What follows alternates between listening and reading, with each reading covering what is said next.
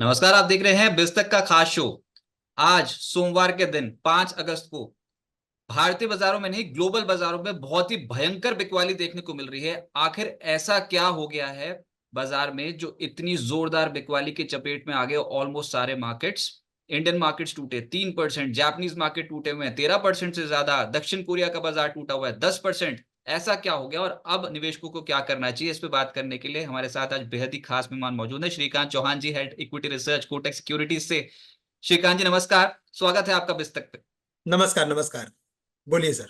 Sir, ये जिस तरीके की बिकवाली, क्वांटम बिकवाली, अब कारण तो बहुत गिनवाते चले जा रहे हैं, लेकिन ये सबसे पहले आप ये बताएं कि आज जब आप ऑफिस में एंटर कर रहे थे तो आपकी अप्रोच क्या थी? क्या सौदे काट चुके हो या फिर निवेशकों को क्या सलाह दी है, ट्रेडर्स को क्या सलाह दी है आपने ऐसी मार्केट में? बिल्कुल, तो देखिए हमें भी इतना एक्सपेक्टेड नहीं था कि इतने जोर से मार्केट आज करेक्ट हो सकता है करके। हमें लग रहा था कि कम से कम 300-400 पॉइंट की जो बिकवाली दिख रही थी गिफ्ट निफ्टी में, शायद उसमें और 100 पॉइंट की जगह हो सकती थी। 24,000 के लेवल्स हमें लगते थे कि 24,000 के लेवल्स के करीब आके ये सस्टेन हो सकता है, रिबाउंड हो सकता है इनफैक्ट। बट इस बार वो जो सोच थी उसके विपरीत हुआ है और मार्केट ने हर एक इंपॉर्टेंट लेवल को तोड़ा है। लेकिन साथ ही साथ अगर मैं मैक्रोस को देखूं या ग्लोबल मार्केट्स को देखूं तो वहां से जो ओवरऑल जो रीजन बन के आ रहे हैं वो भी उतने ही मैं कहूंगा कि थोड़े से सीवियर है, और इसी वजह से हमारे मार्केट में प्रेशर बना हुआ है। राइट, और उसमें एक एक करके अभी गिनवाना शुरू करते हैं कि कारण तो देखो, जब नेगेटिव बनते हैं तो बहुत ही सिलसिलेवार तरीके से नेगेटिव नेगेटिव खबरें आती हैं। पहला कारण, आज बाजार में जिस तरीके की गिरावट देखने को मिल रही है उसमें यूएस मार्केट में आर्थिक मंदी का खतरा है। इस डर से बहुत भयंकर बिकवाली पिछले सत्र में यूएस मार्केट्स पे देखने को मिली थी, आज एशियन मार्केट्स पे वो रिफ्लेक्ट हो रही है।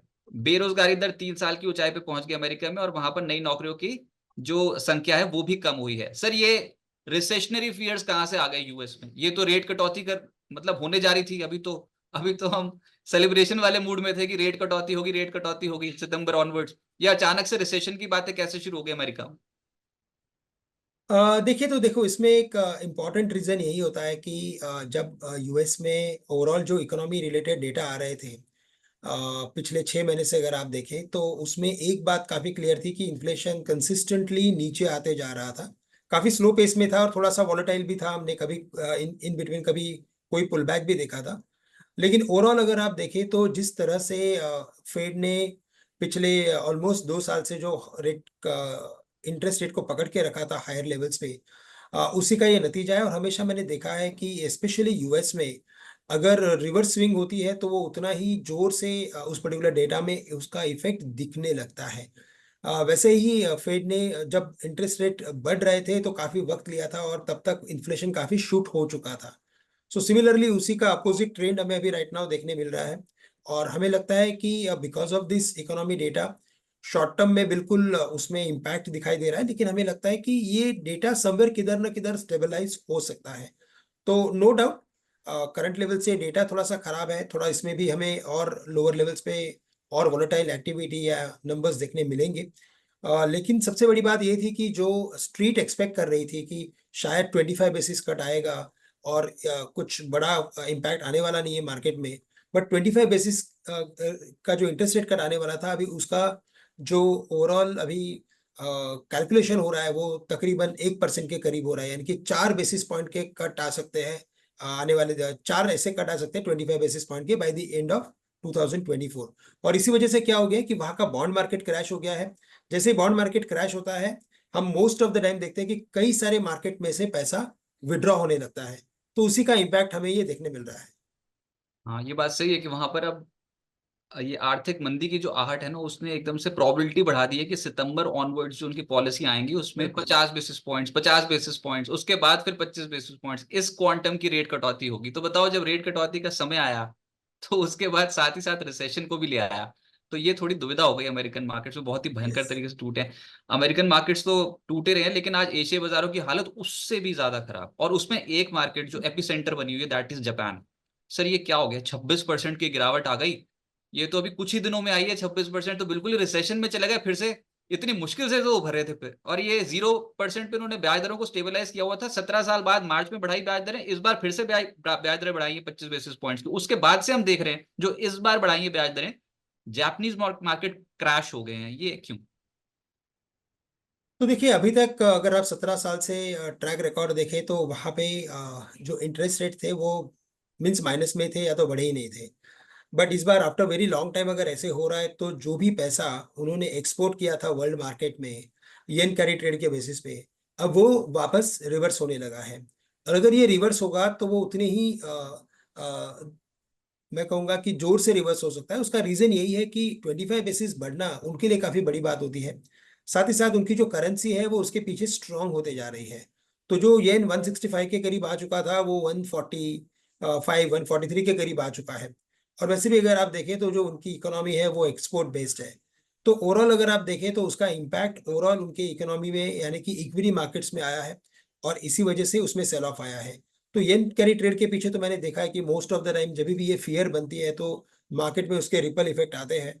और बाकी की जो मार्केट्स अगर आप देखें जैसे कि कोरियन मार्केट्स है या तो जो ताइवान का मार्केट है, इनके कई सारे स्टॉक्स निकाई में भी लिस्टेड है और इसी वजह से ये एक मैं कहूँगा कि कोरिलेटिंग इफेक्ट मार्केट में आया हुआ है।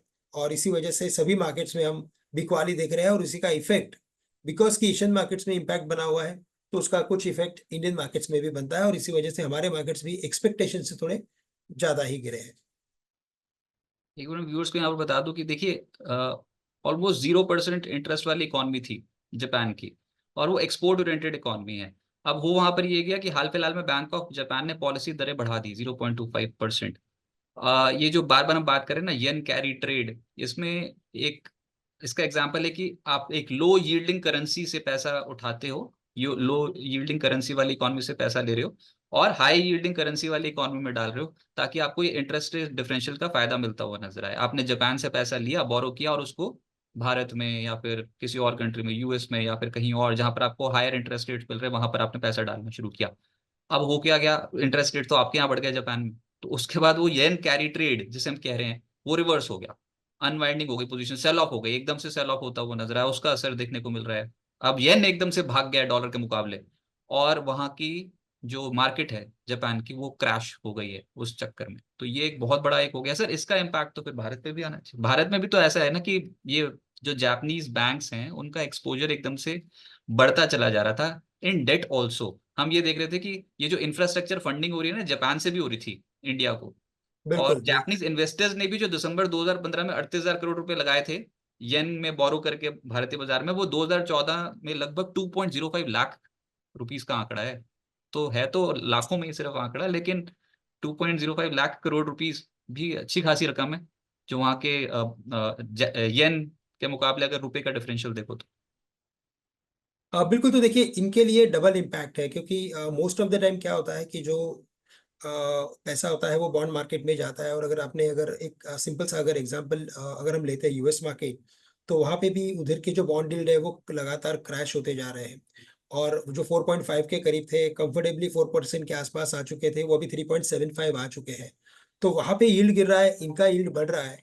तो ये एक इम्पैक्ट होता है। प्लस साथ ही साथ क्या होता है कि मोस्ट ऑफ द टाइम जो इकोनॉमिस्ट होते हैं या तो जो फंड मैनेजर्स होते हैं वो करेंसी के ऊपर अपना एक व्यू बनाते हैं। और अगर उन्हें लग रहा है कि आने वाले कुछ शायद महीनों में वहां पे और भी अगर इंटरेस्ट रेट बढ़ सकता है और जिसकी वजह से उनकी करेंसी और स्ट्रांग हो सकती है, तो फिर उन्हें ये जो मैं कहूँगा कि जो ये लोग जो ट्रेड बनाते हैं येन कैरी ट्रेड का, उसे as early as possible unwind करना पड़ता है। और इसी वजह से हमें लगता है कि ये अनवाइंडिंग पोजीशन हमें देखने मिल रही है। और नो डाउट कि उसका effect I am telling you कि सभी मार्केट्स में पड़ेगा, स्पेशली इमर्जिंग मार्केट्स में भी उसका इम्पैक्ट बना रहेगा। और हमारे मार्केट्स वैसे भी देखा जाए तो काफी एक्सपेंसिवली ट्रेड कर रहे थे। तो क्या हो गया है कि जैसे ही मार्केट ने इंपॉर्टेंट लेवल्स तोड़े हैं तो उसमें टेक्निकल सेल ऑफ भी ट्रिगर हुआ है। तो ओवरऑल हमें लगता है कि साथ जैसे आपने वेरी फर्स्ट कहा कि कई सारे न्यूज निगेटिव न्यूज फ्लो एक साथ आ गए हैं।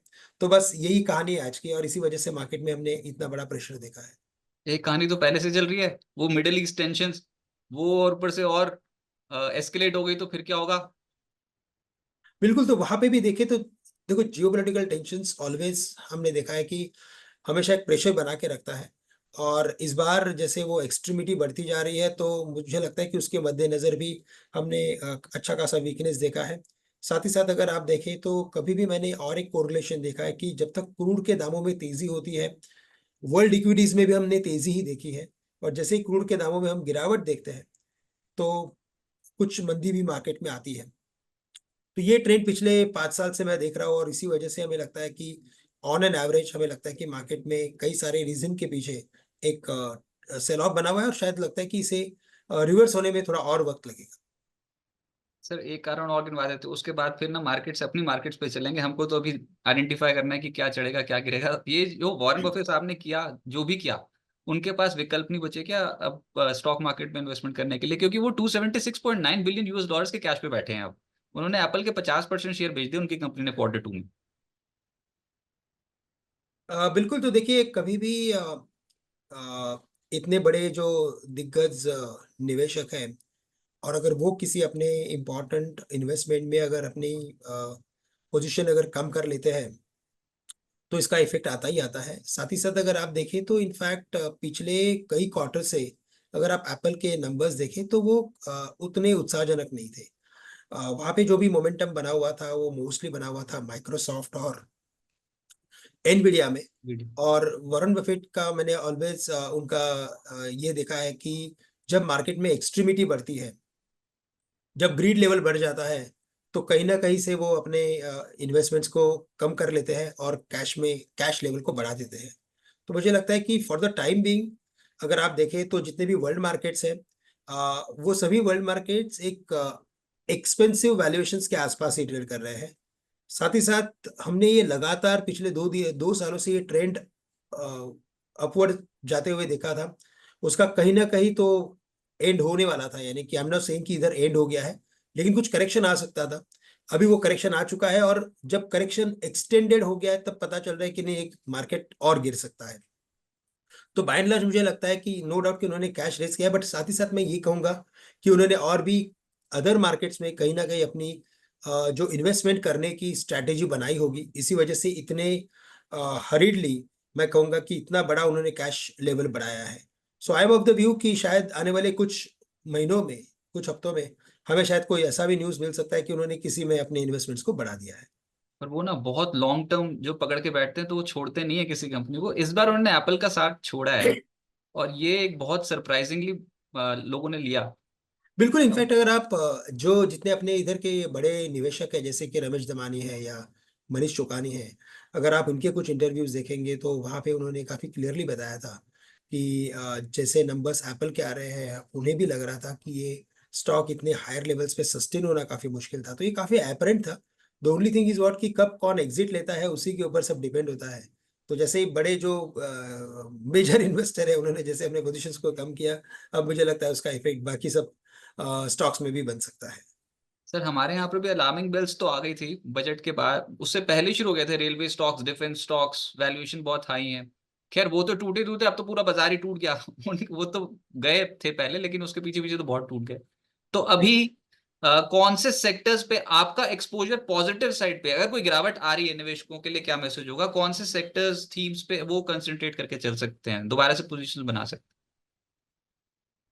तो देखिए, हमें लगता है कि डोमेस्टिकली अगर हम हमारे मार्केट को देखें और हमारे मार्केट को बाकी एशियन मार्केट के साथ अगर आप कंपेयर करते हो, तो हमारे markets much much better in shape है। मैं ये नहीं कहूँगा कि कैसे, जैसे कि एफआई की जो खरीदारी नहीं आ रही थी ओवरऑल इंडियन मार्केट्स में, उसका सबसे बड़ा रीजन यही था कि ओवरऑल एशियन मार्केट्स में जो खरीदारी आनी चाहिए थी एफआई से, वो नहीं आ रही थी। तो इसी वजह से जो पोर्शन इंडिया को मिलता था वो उसे नहीं मिल रहा था, क्योंकि ओवरऑल अगर उन्हें आके खरीदना है अगर एफआई को, तो वो सिर्फ आके इंडियन मार्केट्स को नहीं खरीदते, उनको खरीदना पड़ता है पूरे बास्केट को। तो उन्हें ताइवान को भी लेना पड़ता है, इंडोनेशिया को भी लेना पड़ता है, चाइना को भी लेना पड़ता है। तो ये सब का पूरा बास्केट बनता है और फिर जाके इन्वेस्टमेंट्स आते हैं। तो यहाँ पे जो मिसिंग पार्ट था वो यही था कि उनकी खरीदारी नहीं आ रही थी, लेकिन हमारे जो रिटेल निवेशक थे उन्होंने काफी अच्छी खरीदारी की है। और अगर आप देखें तो ये जो एसआईपी के रूट से जो पैसा आया है इस पर्टिकुलर रैली में, वो मैं कहूंगा कि सबसे बड़ा पॉजिटिव ट्रिगर हमारे मार्केट के लिए रहा है, क्योंकि ये किसी इंस्टीट्यूशन की तरफ से पैसा आया हुआ है। और ये जो इसका जो मैं कहूंगा कि सस्टेनेंस रहेगा, यानी कि ये जो पैसा सिस्टम में रहेगा फॉर अ लॉन्गर टाइम रहेगा। हमने कई बार सुना है ऐसे पास्ट इंटरव्यूज में कि ऐसा जब ट्रेंड यूएस में बना था, और मैंने भी रीड किया था, तो ये कम से कम 15 से 20 साल नॉन स्टॉप चला था एसआईपी का ट्रेंड। अभी यहाँ पे लगभग 5-6 साल हुआ है। तो मुझे लगता है कि ये ट्रेंड और कंटिन्यू रहेगा, डोमेस्टिक में लिक्विडिटी और बनी रहेगी। The only thing is what कि ऐसे बड़े रीजंस के पीछे कुछ करेक्शंस आ रहे हैं, उन करेक्शंस में जहाँ पे भी थोड़ी स्टेबिलिटी देखने मिलेगी या जहाँ पे भी थोड़ा सा हमें ओवरऑल बाइंग इंटरेस्ट लौटते हुए दिखेगा एक्सपर्ट इन्वेस्टर्स की तरफ से, तब हमें लगता है कि मार्केट में और भी हमें रिवर्सल एक्टिविटी देखने मिलेगी। लेकिन ओवरऑल हमें लगता है कि सेक्टर स्पेसिफिक अगर फोकस करना है तो सबसे पहले हमें ये सोचना है कि यहाँ से आने वाले 3 या 6 महीने में क्या हो सकता है। अगर आप देखें तो सबसे इंपॉर्टेंट बात ये रहेगी कि आने वाले 3 से 6 महीने में शायद हमारे इधर भी एटलीस्ट कुछ छोटी सी मामूली सी रेट कट आ सकती है, जिसका ऑलवेज इफेक्ट पॉजिटिव इफेक्ट जाता है एनबीएफसीज को जाता है। तो हमें लगता है कि नो डाउट पूरे फाइनेंशियल सेक्टर में अच्छी खासी तेजी हो सकती है, क्योंकि काफी सारे बैंक्स के भी नंबर्स काफी अच्छे थे। लेकिन मैं कहूँगा स्पेसिफिकली एनबीएफसीज पे फोकस करना काफी जरूरी है। साथ ही साथ मैं कहूँगा कि कुछ इंश्योरेंस कंपनीज के ऊपर भी फोकस करना जरूरी है, क्योंकि वहां पे भी हमें लगता है कि काफी अच्छा इंटरेस्ट डेवलप हुआ है। And after very long time अगर आप देखें तो कई सारे स्टॉक्स अपने प्रीवियस हाई को क्रॉस कर रहे हैं। साथ ही साथ मैं कहूंगा कि अगर क्रूड के दामों में अगर इन्हीं लेवल्स के करीब अगर एक्टिविटी हमें देखने मिल रही है तो इसका इफेक्ट आने वाले दिनों में कुछ सीमेंट कंपनीज के ऊपर जा सकता है पॉजिटिवली।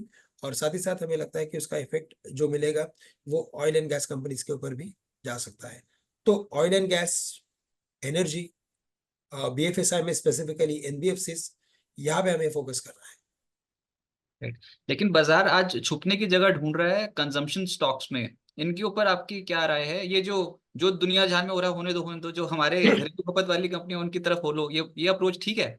एफएमसीजी बहुत तेज चला था शुरू में, खैर आज दिन नहीं है इतना स्ट्रांग खरीदारी का, लेकिन एफएमसीजी हमेशा कुछ संकट मोचक की तरह सामने आ जाता है। इलेक्शन के टाइम पे भी देखा था और आज भी देख रहे हैं। बिल्कुल, तो देखिए यहाँ पे इनफैक्ट पिछले जो 2 सालों से इन्होंने अंडर परफॉर्मेंस दिखाया है, उसके पीछे उसके बाद अगर आप देखें तो अभी तक उसमें से कोई बड़ी कोई लीवरेज पोजीशन भी नहीं है। और साथ ही साथ अगर इसमें जो लिक्विडेशन करना है तो ये लिक्विडेशन करने का सही मौका भी नहीं है, क्योंकि कुछ डिफेंसिव्स चलेंगे। इनफैक्ट कई सारे फंड्स इसमें अंडरवेट थे। तो यही वजह से मुझे लगता है कि ये सेक्टर थोड़ा सा ठीक ठाक चल रहा है। ओवरऑल मुझे लगता है कि जब तक इनमें वॉल्यूम ग्रोथ क्लियरली दिखाई नहीं देता तब तक हमें लगता है कि इसमें जो एक अभी कैसे है ना कि एक हमें एक साइडवेज एक्टिविटी देखने मिल रही है, लेकिन जो बुलिशनेस होता है, जो एक रैली देखने मिलती है, वो अभी तक मिसिंग है एफएमसीजी में। शायद इनके इस बार के नंबर्स जो आएंगे या तो अगले क्वार्टर्स के जो नंबर्स आएंगे, अगर उसमें अगर वॉल्यूम ग्रोथ अगर दिखाई देता है तो फिर हमें लगता है कि ये सेक्टर चल सकता है। बट नो डाउट एफएमसीजी के साथ साथ फार्मा, ये 2 सेक्टर है कि जहां पे हमें लगता है कि ऐसे डिफेंसिव इन्वेस्टमेंट्स आते रहेंगे। सर एक बार मैं फिर से ना जापानीज मार्केट की तरफ चलता हूँ। कोई भी इंडेक्स अगर 26% नीचे चले जाए तो आजकल के सिनेरियो में, आज पहले तो हम बोलते थे 20% इज बियर मार्केट, अभी 26%, अभी भी हम बोलते हैं इट्स अ बियर मार्केट, या फिर ये कुछ ज्यादा ओवरडन हो गया? देखिए कि ऐसा कोई, देखिए 20% के नीचे जाना यानी कि बेयर मार्केट होता है, लेकिन हमें ये भी देखना है कि वो कितने पीरियड में उतना नीचे आता है। समटाइम क्या होता है कि कुछ एक रीजन ऐसे बनते हैं कि जिसकी वजह से मार्केट में अचानक से एक डीप आता है। अगर ये मार्केट आने वाले कुछ हफ्तों में ऐसे ही 20% के नीचे अगर ट्रेड करते हुए नजर आता है तो फिर हमें लगता है कि ये जो व्यू है वो चेंज होगा। अदरवाइज मुझे लगता है कि इतनी जो बड़ी रैली वहां पे हमने देखी थी, उस रैली का एक करेक्शन आना चाहिए था, और वो करेक्शन अभी जापानीज मार्केट में आया हुआ है। हमें लगता है कि ये अगर सस्टेन अगर हो जाता है इन्हीं लेवल्स पे तो फिर कुछ बेयर मार्केट बनेगा।